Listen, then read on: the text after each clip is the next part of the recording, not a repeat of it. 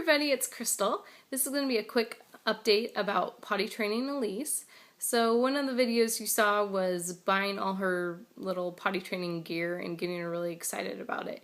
She was not showing the signs that she was ready to potty train. As far as she wasn't telling me she had to go. She didn't care if she was wet or in a poopy diaper, nothing like that. But she started to flood out her diaper, so I knew she started to hold it a little bit. And I didn't want to switch to a cloth system to, buy something else that was going to be more absorbent, or, switch to disposables or pull-ups. So I decided to just give potty training a try. Originally I thought I was going to do it like a slow method, but then I looked into more of like the kind of like cold turkey, like, give up the diapers and do it in 1 to 5 days or whatever. So I decided to give that a try, and if it didn't work, we were going to just back off and not worry about it, but I thought I'd give it a shot. There was also 3 things that for some reason in my head I just decided, when I thought about potty training before, that I wasn't going to do. And that was, I wasn't going to take the potty outside of the bathroom. The potty was going to stay in the bathroom. I wasn't going to give treats, and I wasn't going to let her watch TV on the potty. And I ended up doing all 3 of those things. So just goes to show you that, sometimes what you think you're going to do is not what you end up doing. You have to be adaptive. Or adaptable. Adaptable? Whatever. Anyway, so after you saw that video, we had her little potty, her little stool, her new panties, got her all excited about that. We had her say goodbye to her diapers, give them to her brother, say, these are her new panties, say hi to them, get all excited about them. And the next day after that, we pretty much had her bottomless for like the next 3 days. And at first, because I had those ideas of what I wasn't going to do, the potty was in the bathroom, and we started having lots of accidents. She just didn't really get it. She didn't want to stay on the potty long enough to actually go. She didn't really understand what it was for. It just, we had lots of accidents that first couple of days, first 2 days, and I was going, oh, I don't know, I don't think she's ready. But then I decided, I watched another couple of videos, and I'm like, okay, I'm just going to put her in front of some cartoons on her potty, and she started going potty on the potty during her cartoons, and she started getting that that's what the potty was for. She'd actually start calling it cartoon potties. Let's go cartoon potties, Mommy. And so she did that, and I'd start rewarding her with like a marshmallow or something. And it went super fast. The next couple of days, she was totally getting it. I didn't even have to have the cartoons on, and she totally got it. But she was getting too many marshmallows, so I switched to just like dark chocolate chips one at a time. And then we started going on outings, and she started doing really well. We'd go potty before she left home, and she'd tell me, and she didn't even have a problem going on like a big normal potty where I'm kind of having to like hold her and hover her at church or at the gym, and she's done just so well. We're just using pull-ups at night and at nap times, and she thinks their panties are so different than from her cloth diapers, so that's not an issue for her. It's hit or miss. Most of the time she's dry for naps, and it depends on if she wakes up in the middle of the night or not, if she's wet, or, if she gets wet overnight. She has been waking up in the middle of the night upset, and so I walked in there, I said, I'm like, that's just not like her to be upset in the middle of the night unless she's sick.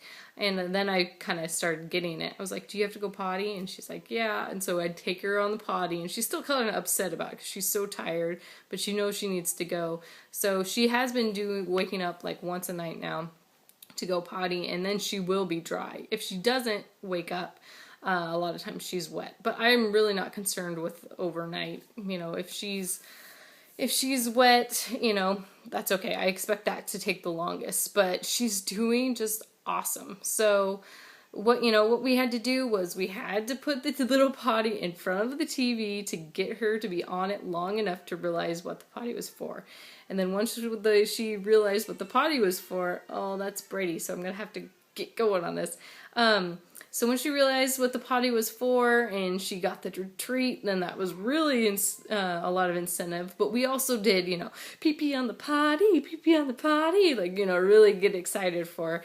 And so after that, she really just likes that more than the treat even. So now I'm happy to say that, you know, at 25 months and, you know, at 25 months, I was able to call it that she's potty trained. She asks us when she needs to go, even when we're out in public, and she's just doing great. So I'm not having to put her in front of the TV anymore. She actually wants to use the big potty. We've put the new toilet seats on that have the little flip down for the little kids, or for her, on 2 of the 3 toilets we have. So she's you know, just using the big potties in the bathroom now, and doesn't need to watch cartoons. The little potty's not in the living room anymore, and she's barely ever asking for a treat. I almost just offer it to her once in a while, especially if she goes poop on the potty. So it's just gone remarkably well. I'm, you know, always surprised at how smoothly things go with her, but that's just kind of her personality. So very thankful for that. We also got Susie Q recommended a Travel Potty, and we got one of those for some of the car trips that we've gone on, and that's great as well. I'll put the link to the 2 the inserts, or the toilet seat that we've got, and the Travel Potty below.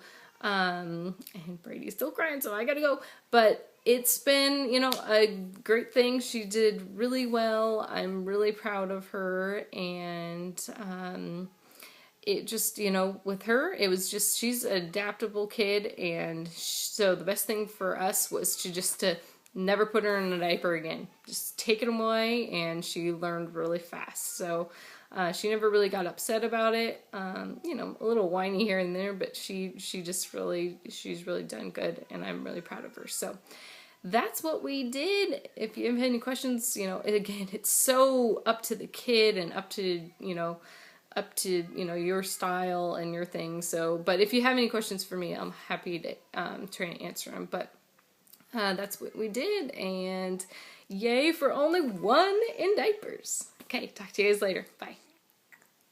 Well, I got the little guy up, so I thought I'd go ahead and just add this onto this video.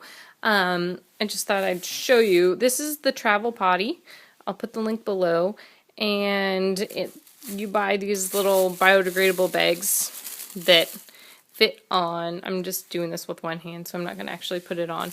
But basically, it just, you know, fits on top of this and then wraps around the little feet. So that has worked well. If I can do this with one hand, I'll show you that it also pops open like this so that you can use it as an insert on bigger potties too. There we go. So you can lay that on the top of a normal toilet seat and use it that way. So 2 options for that, and so that's been great. And I'm going to show you what the little inserts in our toilet look like. So these are the new toilet seats that we bought, and they're just really nice if you're going to have little kids in the house. And we know that we'll be obviously needing to use these for quite a while, so it was worth it to us. I'll put a link. This is my next step. But basically, you know, it's just a normal toilet seat. You pull that down for them, and then when you close the lid, it automatically snaps back up. So there's no issues for, you know, like putting up both lids or anything. So it's really handy and really nice. So we've put those on the downstairs bathroom and then her bathroom upstairs. And the only one that doesn't have it is our master bath. So those are great, and I highly suggest them. One last thing that was really helpful for me was setting a timer. At the beginning I set it like every 15 minutes, then like half an hour, and now I don't really do it, but I could just kind of keep an eye on the clock at least every hour. I need to make sure that I've asked her if she hasn't already told me that she's if she needs to go potty. That was really helpful for me because, you know, with Brady breastfeeding, I'm a work-at-home mom. I have lots of stuff going on, and then sometimes it's just, you know, you forget, and then they'll have an accident, and you really almost don't have anybody to blame but yourself. So I needed to make sure that didn't happen, so setting a timer was really important. And kind of that goes similar to that is that because you get busy, for us, we just had to not, because both of us at certain times were tempted to like put her in a diaper when we went out, or do something and not worry about it. Or just say, you know, if she got wet, she got wet, it's okay. But, you know, really that's just sending confusing signals to them. So, you pretty much just can't be lazy. That's kind of, to be blunt about it. I think you can't put them back in diapers or let them pee their pants just for your convenience, I've found, for us anyway. So you just kind of have to stick to your guns, and it's definitely an adjustment period. I mean, we just went on a, you know, a car trip, a road trip to Eastern Washington. It was like a, you know, normally it was like a 3-hour drive for us, but between breastfeeding Brady and potty trips for Elise, it was a lot longer than that. So it definitely, you know, puts a little bit of extra time into things, extra effort, but I have to say it's awesome to not have 2 in diapers. So it will just get easier from here on out, I think. So anyway, finally, that's it. Goodbye again, and I'll talk to you guys later. Bye.